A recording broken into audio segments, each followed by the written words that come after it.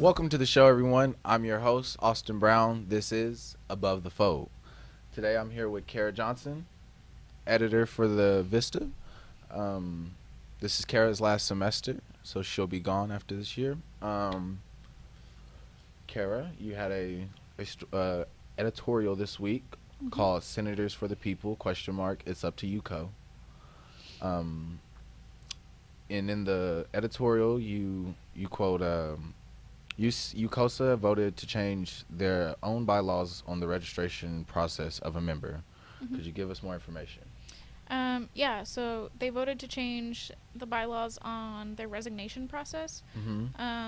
It used to basically say that if a senator or anybody in UCOSA violated a certain law, state or national, or even just a UCOSA bylaw, that another senator would email them and call for their resignation. What laws does UCOSA have to follow? What all do they have to follow? Well, according to their constitution, they have to follow all laws.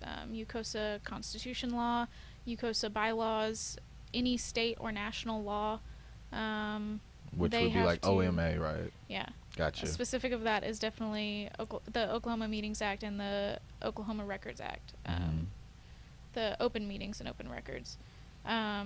So our biggest concern with this was that they have violated those acts several times, and that's state law. However, nobody's ever stepped down or resigned for that. But in this section, it talks about how they changed the wording of this almost to hold themselves less accountable. So now it reads that in the case that a senator has a grievance against another senator, including congressional leadership, legislation shall be drafted which outlines grievances, which is a lot less broad, and probably makes people feel like they don't necessarily have to resign for breaking a law, or that at least that's what makes it seem to an outsider. But do you believe that they should be that they should have to resign for? Oh, most definitely. If somebody in the U.S. Senate broke a law, they should definitely resign. It's the same thing with UCOSA. I feel like we should hold them to as high of a standard, because they're the most influential student organization on this campus. In the section 2, you talk about law-breaking lawmakers with no repercussions. Yeah. So that even goes back to the first point. Nobody's holding them accountable for these things. Exactly. Nobody within UCOSA is holding them accountable. Their own advisor, Cole Stanley, half the time acts like he doesn't even know the law. So nobody tells them that they shouldn't be doing this, except for the Vista when we report on them. We've covered them multiple times throughout this semester. We covered them over 3 times last semester. But nothing has happened. Nobody's resigned. Nobody's been called to resign. Has the Vista heard whiplash from UCOSA for reporting these stories? Oh, yeah, most definitely. Through Twitter, in person, I had a couple reporters that were verbally accosted at a UCOSA meeting a couple times for reporting. But the reporters don't mind. It's part of the job. It's part of the job. Yeah, they're always going to report something that somebody doesn't like, but the fact is they're reporting the truth. And that's if all that people matters. don't want to hear that, that's fine. But somebody does need to hold them accountable for the laws that they're breaking. And then on to section 3, elections, appointments, corruption. Yeah, so the past few semesters, whereas UCOSA bylaws call for elections for senators, instead they've just been appointing them. The president of UCOSA, Stockton Duvall, has the power to nominate any potential senator. However, he has been appointing senators. Which is wrong. Yeah, it goes way beyond his power. This semester alone, 13 senators were appointed. Of those 13, 12 took place in the election of a new chair, vice chair, and secretary of the Student Congress. The Student Congress are those that hold the weekly UCOSA Congress meetings on Mondays. So giving them all that power just on a whim without election, they aren't necessarily being a representative for the people of this campus. The body, the student body. It because could the be student body didn't elect them. Exactly. It could be a representative of Stockton. Yeah. Basically.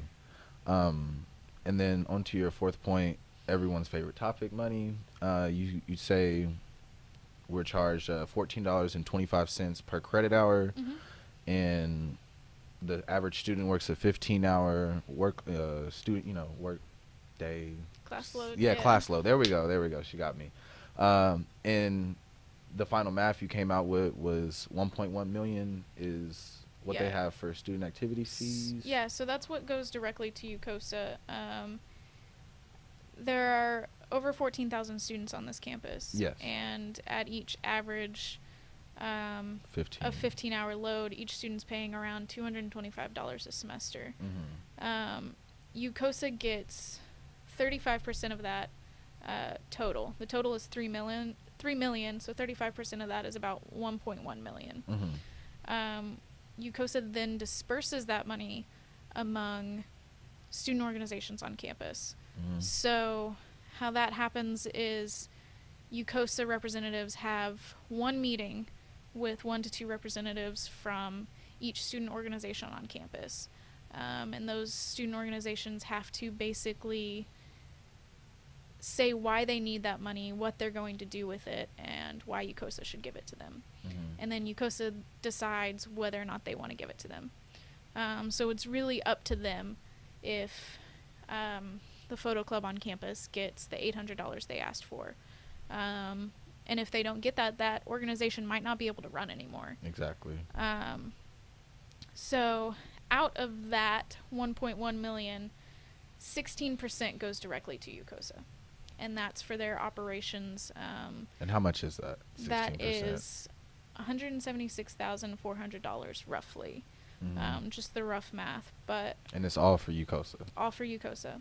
So they have a list in their constitution or bylaws of how that is separated within UCOSA. But that's over 176,000 reasons to be involved and to know what they're doing.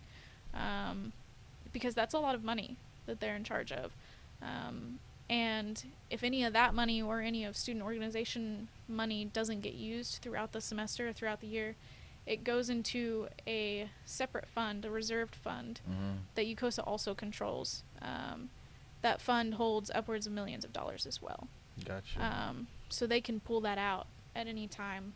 They have to pass legislation, of course, to do so. But with appointmentships, who knows what they're going to pull out, when friends are talking to friends. So. Yeah, exactly. Well, I think that's all for this article. Do you have any final remarks that you would like to say to our audience? Really, I just wish the UCO students would get more involved. Go to the Congress meetings every Monday at 4 o'clock. Tell your student senators, tell UCOSA what you think and how you feel and what they should be doing on your campus, because the fact of the matter is you pay for them to do what you need them to do. And it's your money. Yeah. It's your campus. It's not UCOSA's campus. Yes, they're a part of it, but you have a say too. So. Yeah. Hold them accountable. Well, thank you guys for tuning into the show. We only have one more left next week. Tune in. If you could like, follow, and subscribe, highly appreciate it. See you guys next week. Peace.